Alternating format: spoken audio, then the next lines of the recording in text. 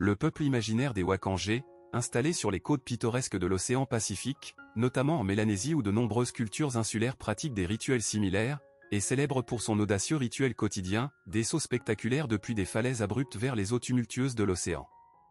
Mais qu'est-ce qui motive ces actions périlleuses? Pourquoi cette pratique ancestrale persiste-t-elle?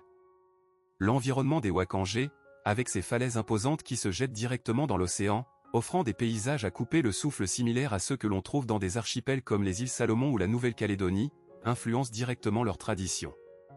Les eaux environnantes, riches en poissons et en ressources marines, sont également un facteur clé de leur mode de vie. Chaque jour, à une heure précise, les jeunes hommes et femmes se rassemblent au sommet des falaises pour accomplir leur rituel. Ce n'est pas simplement un acte d'acrobatie, mais un élément fondamental de leur identité culturelle, transmis de génération en génération. La préparation physique est essentielle, des exercices de souplesse et d'équilibre sont pratiqués régulièrement, en plus des entraînements spécifiques à la technique du saut.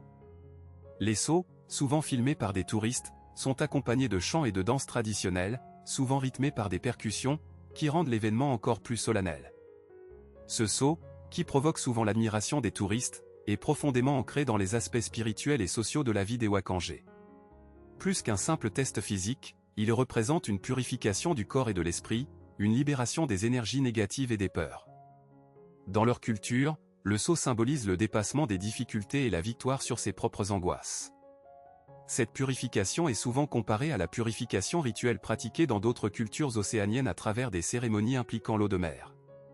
Selon les légendes, lors de périodes de grande famine, les jeunes